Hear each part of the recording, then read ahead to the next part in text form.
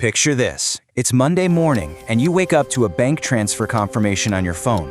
There's no sender, no explanation whatsoever, just a massive number with 12 zeros and a ticking clock. Welcome to today's Explainer, where we're breaking down a wild thought experiment that reveals the hidden, everyday mechanics of global wealth. You have exactly one sentence of instructions. Spend it all within 7 days, or you lose absolutely everything. So you're looking at $1 trillion sitting in an account registered right in your name. But here's the kicker, the thing that makes this mathematically terrifying. This money doesn't just sit there. It is actively earning $136 million in interest for every single day you don't move it. The clock is ticking, the pile is constantly growing, and you have got to get rid of it. Now, to keep this money, you have to follow 3 incredibly strict rules. First, that 7-day time limit. Second, no donations, no gifts, and no financial instruments allowed.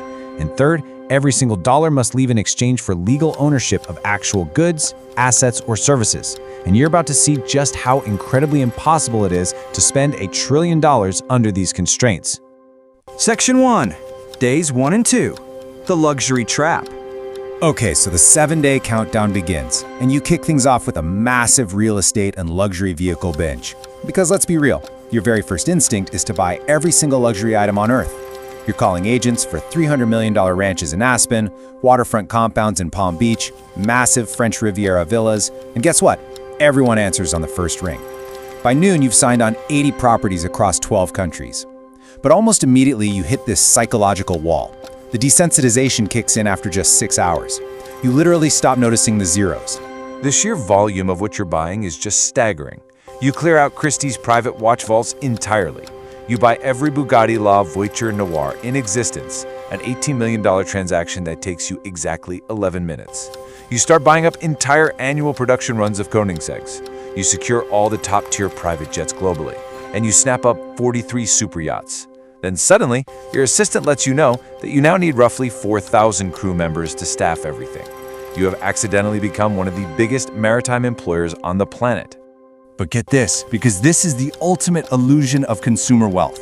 After 2 full days of clearing out the world's ultimate luxuries, acquiring more hypercars and jets than anyone in recorded history, you haven't even spent 3% of the money.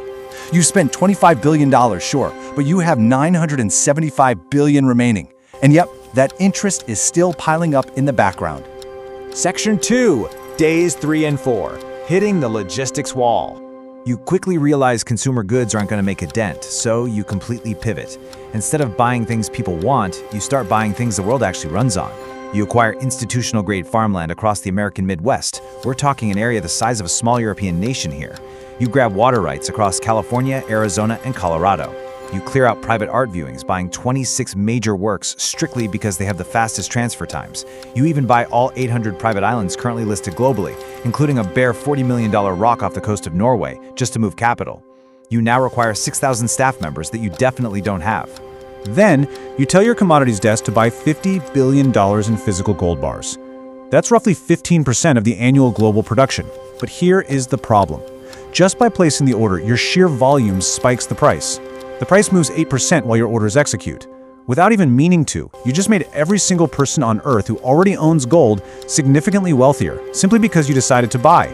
Moving into day 4, you decide to tackle world hunger. You buy the big 4 grain traders, the ones who move 90% of what the entire world eats. You own the grain, the fertilizer, the seeds, all of it. But you instantly hit a massive logistical divide. You own the food, yes, but you don't own the trucks, the roads, or the ports. When you try to route that food into insecure regions, state-owned ports immediately go under national security review. You quickly learn that world hunger isn't actually a food shortage, it's a shortage of functional infrastructure and stable supply chains. And those are things that do not have a price tag you can just pay off in a week. Section 3. Day 5. Money cannot buy sovereignty. Okay, so to move the food you now own, you need absolute control of the ports. You find out Argentina has roughly $400 billion in national debt, and you put an absolutely wild cash offer on the table. Full debt clearance in exchange for special economic zone authority over the port of Buenos Aires. The government actually wants the deal. But within hours, the IMF and the US State Department call to block it. Other nations get a vote, and they simply will not allow a private citizen to hold authority over a major global trade hub. You learn a very harsh, crucial lesson here. Money can absolutely buy a government's attention, but it cannot buy sovereignty. You try the same tactic with 3 other smaller nations and hit the exact same wall. So after cornering global agriculture and literally attempting to buy a country's sovereign debt, you reach the end of day 5. You've spent $200 billion, but you still have $800 billion left. The gap just isn't closing fast enough. Section 4. Day 6. Breaking the global markets. Completely out of options with physical goods and sovereign nations, you have to turn to public companies. You completely bypass the normal 20-day formal tender offer window for hostile takeovers because, well, you don't have the time. You just start mechanically buying up massive blocks of the S&P 500, Apple, Microsoft, Nvidia. But then you encounter what's known as the trillionaire premium. You aren't just buying stocks anymore, your buying is so massive it becomes the news itself. The market algorithm sees it, and the S&P rises 4%, then 9%, then 14%. The math starts running completely in reverse. You spend $100 billion but get less stock than you would have with $40 billion just an hour earlier. You are quite literally becoming the market price. And then, the whole system breaks. Before noon on day 6, your relentless, unhedged buying triggers global alerts. The New York Stock Exchange circuit breakers actually trip. Trading halts, resumes, and then halts again. The SEC issues an emergency statement. Then the EU completely follows suit, suspending trading across Paris, Amsterdam, Brussels, and Lisbon. Even the Tokyo Stock Exchange pauses. You have effectively broken 4 major stock exchanges in a single morning. Regulators on 6 continents jump onto an emergency call. And the specific phrasing they use is super telling. They aren't calling your actions illegal, they are calling them systemic. The SEC can't actually stop you from legally having your money, but they can absolutely freeze the venues where it moves. They're treating you like a catastrophic financial weather event, preemptively closing down the markets like airports before a massive hurricane hits. Section 5. Day 7. The ultimate wealth paradox. The markets are closed and your time is basically up. By the time the trading actually halts, you've moved $680 billion into equity positions. On paper, sure, you are worth over $1.1 trillion, but it's a completely meaningless number because if you tried to sell even a fraction of it, the price would instantly collapse. And hey, remember that ticking clock of interest from day 1? This right here is the total amount of interest you earned across the 7 days. $720 million. The money you couldn't even spend just kept working, generating even more wealth while you slept. So at the very end of the week, you hit $920 billion spent, with $80 billion completely unspent. You failed the challenge. And not for a lack of imagination, but simply because the world has physical limits.